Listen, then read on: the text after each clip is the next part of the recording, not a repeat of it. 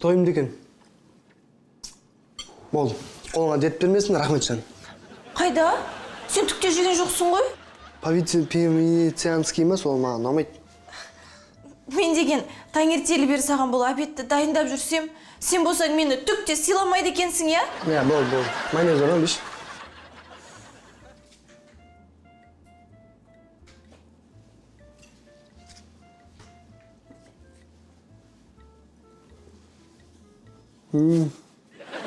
Өзің пісірді, точно? Сен неге жемесің? Мен пісіріп жатып тойып қалдым. Бір обедке келген деп менімен бірге ішуге болмай ма? Сыйламайсың ба әлде мені? Сыйлайым болады.